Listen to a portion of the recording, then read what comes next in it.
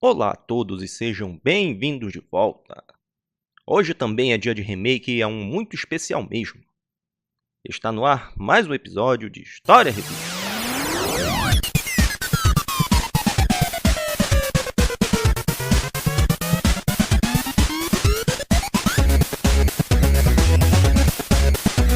Quem acompanha o programa desde o começo já percebeu que se trata da revista que foi o primeiro episódio publicado lá em 2012. Quando a ideia era mesmo só treinar um pouco de edição com essa nova versão que tinha aparecido do Premiere e também ver se essa ideia de fazer vídeo mostrando revista de videogame ia dar certo.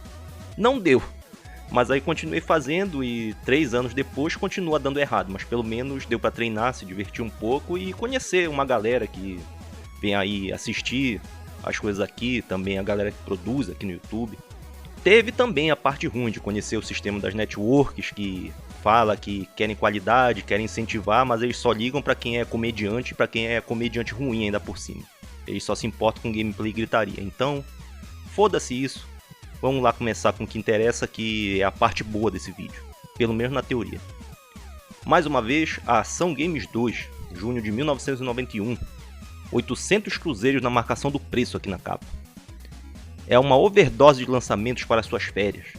Double Dragon 3, Alex Kidd, Ghosts and Ghosts, Caça-Fantasmas e Onoid. E tem também um cassino no seu PC. E para começar hoje, já vou consertar uma coisa que me incomodava, que foi logo na primeira informação passada no programa. Falei que essa imagem usada na propaganda da Dimensão Games seria do Shinobi, mas na verdade é do The Last Ninja 2, esse jogo que está aparecendo aqui no canto. Eles usaram essa imagem outras vezes e tem uma lembrança de terem pintado na parede do estacionamento do lugar que foi a Dimensão Games de Belém. Era um desses mini shoppings que ficava lá na Governador José Malcher, já foi até derrubado. Tem um prédio no lugar e eu tenho uma leve lembrança mesmo de que eles pegaram uma das paredes e pintaram esse desenho gigantesco. Eles já foram para um outro lugar que fica na rua ao lado, não sei se ainda está aberto. E se estiver, talvez eles ainda tenham lá a minha inscrição. Fiz em 99, 98, um desses dois aí. Falando de propaganda tradicional, na próxima página tem a Pro Games, que pegou a marca da Game Pro, a revista americana, inverteu ali as sílabas do nome e pronto. Ficaram aí por muito tempo e marcaram seu lugar na história das revistas brasileiras. Aqui no caso, tem os jogos que hoje sabemos que não são grande coisa. O Ionoid ficou bom e esse Ninja Brothers não sei qual é a dele. Só que já podemos ver também nessa capa, pelo menos, de onde veio o mascote que a loja foi adotar depois. E como foi icônico isso, até 99, 2000 tava lá gamers com a propaganda deles. Vamos começar então com a seção de cartas. Nós vemos aqui o leitor José Martins com a mais clássica das dúvidas. Os jogos do Beat System funcionam no Phantom System? É aquela velha história de que é tudo Nintendo e o excesso de clones realmente poderia fazer com que essa dúvida aparecesse. O detalhe que eu não sabia foi isso de que alguns jogos foram lançados com o título traduzido. Teve o Gol, ponto de exclamação, que virou Gol de Crack, e o Top Gun virou Asas de Fogo. Inclusive dá pra achar no Mercado Livre esses jogos com esses nomes por um preço bem salgado até. Um outro leitor aqui, o Angel César, pergunta onde dá pra importar jogos de Mega Drive. Na resposta eles falam dessa loja BRE Software que fica lá nos Estados Unidos e deram endereço, deram telefone. E aí só por curiosidade joguei esse nome no Google e essa loja ainda existe, tá aberta até hoje e no mesmo lugar.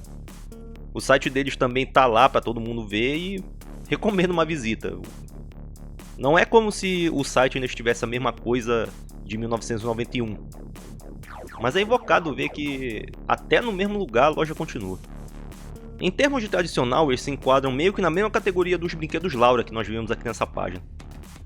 Muita coisa já mudou, mas Brinquedos Laura continua lá firme e forte. Depois vamos com Shot, as notícias do dia, que ainda não tinham esse nome. Aconteceu o lançamento do Super Nintendo nos Estados Unidos. Coisa que foi mostrada num dos episódios lá do final de 2014, uma das primeiras edições. E os jogos preferidos na opinião dos pais dos jogadores. Eles levavam em conta os valores humanos que eram passados ao jogador. Encontramos aqui Tico e Teco, que para começo de conversa nem são humanos. E é meio surpresa ver o Mega Man 2. Primeiro porque ele não é humano e segundo porque a dificuldade do Mega Man no começo da série era uma coisa que fazia a gente falar muito palavrão. Se bem que a batalha do bem contra o mal também prevalece no final das contas. Outra notícia, tem a chegada do segundo filme das Tartarugas Ninja com a participação do Vanilla Ice.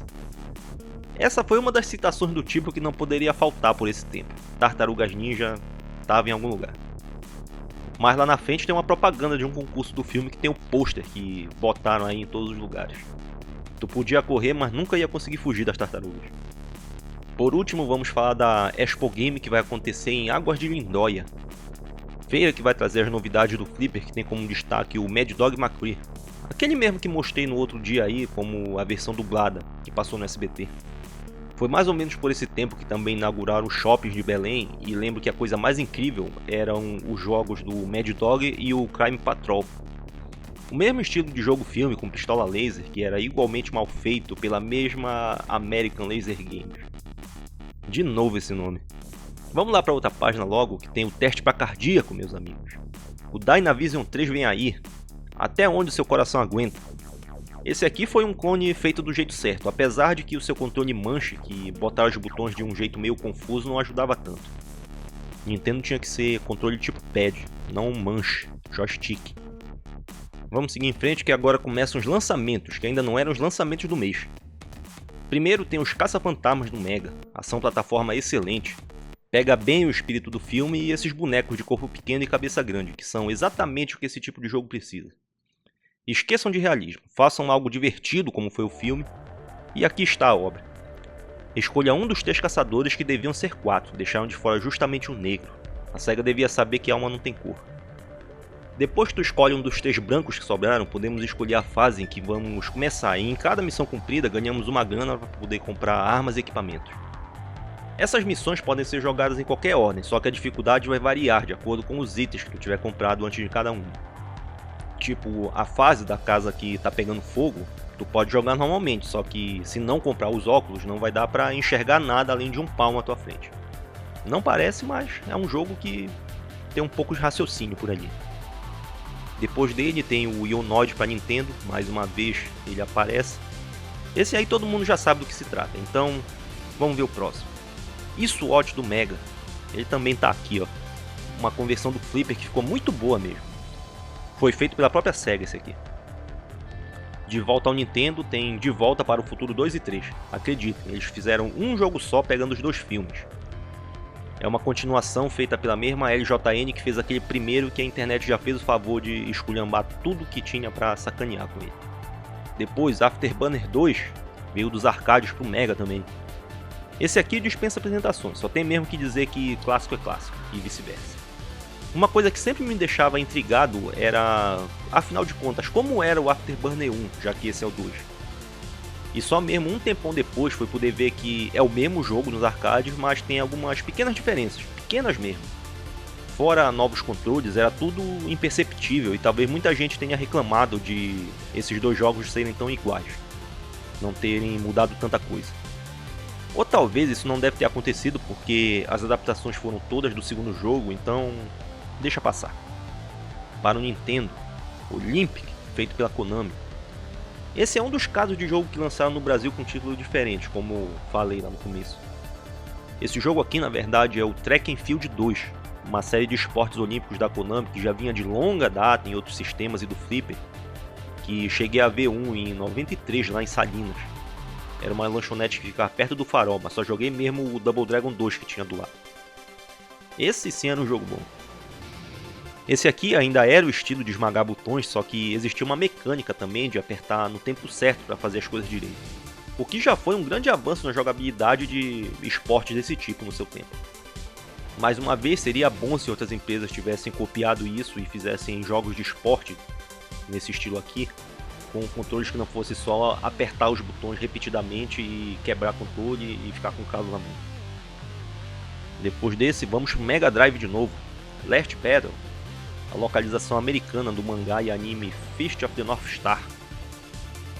Ou Hokuto no Ken, clássico do seu tempo também. O herói que se chama aqui Arzaki, na verdade Kenshiro, vai andando pelas fases e por um mapa batendo em inimigos. Ele vai acumulando poder, nessa hora vai enchendo a barra da parte de baixo da tela. Quando ele chega naquele primeiro ponto, o poder vem à tona E aí o jogo vai ficar no estilo do desenho, que é uma das suas marcas. Não é segredo mais que essa versão americana foi censurada e sumiram com a violência. A cada inimigo que tomava porrada ele saía voando e sua cabeça explodia. E também cada luta contra chefe de fase ficava uma pequena bagunça para limparem depois, se é que vocês me entendem. Outra coisa que vale colocar por aqui é que a locadora que ficava lá na minha rua, a de filmes no caso, tinha um VHS dos anos 80 que era um filme que adaptou o desenho. Filme live action com atores, pessoas mesmo, e pelo que eu vi era americano. O seu nome aqui no Brasil ficou O Guerreiro da Estrela Polar. E o Kenshiro, o grande herói, foi interpretado por esse cara aqui. Depois desse tem mais desenhos só que americanos. Tico e Teco, Rescue Rangers, ou como ficou nos quadrinhos aqui pelo Brasil, Conexão Salva Ação. É mais uma joia com a assinatura Disney Capcom, que como sempre o que valeu foi a simplicidade do jogo. Para um ou dois jogadores, podemos escolher um dos dois esquilos e aí temos o pulo e o botão de ação, que pega e arremessa a caixa. Isso é tudo o que precisamos aqui. São fases de plataforma e catar esses itens que são flores. Aos milhares, pode pegar quantos aparecerem. Nunca prestei atenção se coletar essas paradas dava em alguma coisa, só sei que eu olhava no menu de pause e a contagem sempre era muito alta.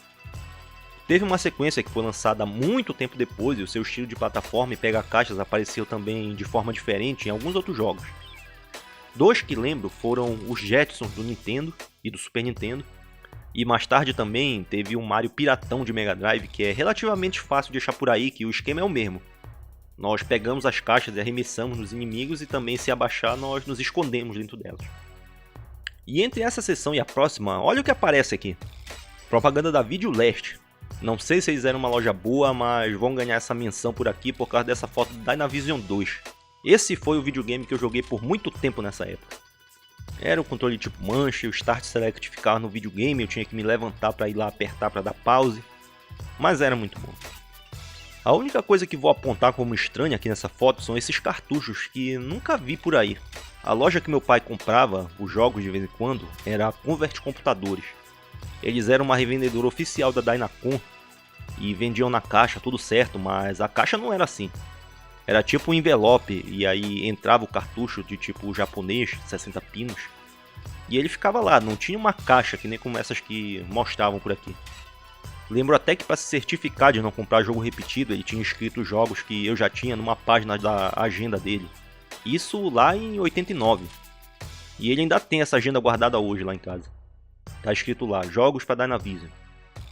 Kung Fu, 1942, Excite Bike, Super Mario Bros, Duck Hunt. E isso funcionou, quando ele aparecia com o jogo lá em casa nunca era repetido. Grandes tempos de Dynavision mesmo.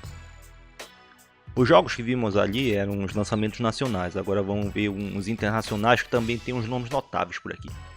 Primeiro, Sketch, bom jogo de Nintendo que vou reforçar o que já falei num episódio do ano passado. Nunca procure por essa palavra sozinha no Google ou onde for. Ponto final. Depois desse nós vamos ver o nascimento de um clássico, Battletoads no Nintendo também. Quem imaginaria que esse jogo chegaria tão longe e ainda daria tanta dor de cabeça para todo mundo? Eles ainda nem faziam ideia de quantas vezes Battletoads ainda apareceria nos próximos anos, nas próximas edições. Ainda nessa página, vamos ver no Mega Drive mais um que veio dos arcades. Crackdown, uma onda de andar por labirintos, tiroteios, armar e desarmar bombas. A versão do arcade já não era um dos jogos mais queridos e lembrados da SEGA. Talvez até a SEGA tenha se esquecido dele, porque já apareceram outros jogos aí recentes que se chamam Crackdown e não tem nada a ver com isso.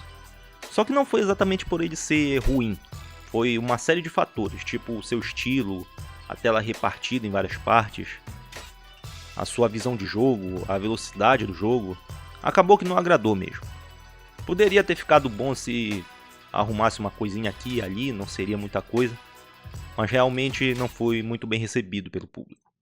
Quando portado, acabou também perdendo mais algumas coisas e acabou que ficou sendo só mais um ali no meio. Depois dos lançamentos é a hora dos detonados. O primeiro é o Ghosts and Ghosts do Mega Drive. O segundo da série, que vem depois do Ghosts and Goblins, Nintendo e Arcade. E o próximo é o Super Ghosts and Ghosts do Super Nintendo e Arcade também. É uma série que já era famosa pela dificuldade exagerada e algumas novidades apareceram aqui nesse. Podemos atirar em mais direções além de para frente, Tem a armadura de ouro, que agora podemos carregar um poder especial de cada arma. Tem as armas novas, que alguns dos programadores reconheceram que fizeram ficar ruins de propósito. Parece que a Bebel quer participar do programa, mas vai ficar para a próxima. Bom, como eu ia dizendo, tem as armas novas que, algumas delas, os programadores reconheceram que ficaram ruins de propósito para atrapalhar o jogador. Como se nós precisássemos de mais dificuldade, já que não é segredo para ninguém que temos que zerar o jogo 2 vezes para poder ver o final verdadeiro. Sendo que na segunda partida só dá para pegar a arma especial se nós estivermos com a armadura de ouro e depois ainda vai ter uma fase a mais. É uma beleza mesmo. Um bom jogo, ótima adaptação, mas parei por aqui. Depois dos 30 anos, dificuldade desse tipo não faz bem pro coração. Depois desse, temos um Nintendo 8-bits com seu Double Dragon 3. O resultado aqui é algo entre o trágico e a calamidade. Para falar desse jogo, temos que olhar sob um certo contexto. Primeiro, o da página inclinada, que temos que dar uma pequena rotação nessa imagem para endireitar esses quadros. Segundo, o do jogo que foi Double Dragon 3 nos arcades, que foi lançado um ano antes. Esse aí pode ser encaixado na categoria o que foi visto não pode ser desvisto. O terceiro jogo dos arcades é uma coisa que deu errado em tudo e será analisado em mais detalhes num outro dia, no próximo episódio que está chegando aí já. Aí quando foram fazer esse do Nintendo, escolheram seguir um caminho diferente a partir da mesma história. Seja pela diferença entre a capacidade do arcade do Nintendo, ou porque eles não queriam adaptar a porcaria que eles reconheceram que fizeram. Isso certamente foi uma boa ideia, mas quando erraram na execução, conseguiram cavar um buraco ainda mais fundo, porque esse jogo ficou muito ruim mesmo. O sistema, que era bem arcade dos capítulos anteriores, foi todo embora. Double Dragon 3 virou um autêntico jogo de console. Tem vários movimentos novos, controles diferentes do arcade e eram mais parecidos com o 2, mas com uma lentidão impressionante. A dificuldade também mandou o recado e, diferente do Flipper, não é o fruto de programação mal feita e bugs que acontece. O jogo foi mesmo um desses que é só uma vida e fim de papo. Depois de umas fases tem uns chefes que se juntam ao time e lá pro final ainda ganhamos um continue. É uma coisa mesmo que é pra ficar aliviado. Desde que conheço esse jogo aqui, eu tento ver algo de bom, mas não consigo encontrar. Nessa série original eu gosto mesmo do segundo, e até que o primeiro do Nintendo também vai. Mas Double Dragon 3, Nintendo Arcade, a versão que for, não mesmo. Depois dessas vamos passar pelas partes do PC, recordes, dicas e a última página com o todo poderoso Supercharge. Mais um Famiclone que usa o termo até na sua carcaça, ele imita um Famicom. E aqui também é o ponto em que acaba o episódio de hoje. O remake do primeiro de todos que começou com toda essa brincadeira. Aqui no alto da tela, onde tem uma bola com a letra I dentro, você vai encontrar o link para assistir ao episódio original de 2012. Ainda era muito longe do que o programa viria a se tornar depois de alguns meses. Isso foi quando a produção ainda era bola de meia, era com uma câmera da Sony que mal fazia 480. A renderização levava 6 horas, era uma coisa muito firme. E lá tu vai encontrar também o link do Patreon para quem quiser ajudar o canal de alguma outra forma. Veja aí também a curtida, a compartilhada de sempre, deixe seu comentário e não deixe de compartilhar com a galera para mais gente vir por aqui. Esta foi a Ação Games número 2, direto de junho de 1991 e maio de 2012, quando foi o primeiro episódio, quando esse programa começou. E como manda a tradição que foi inaugurada nesse episódio, aqui vai um obrigado por vir aqui nos sintonizar novamente. Fica um abraço a todos e até a próxima!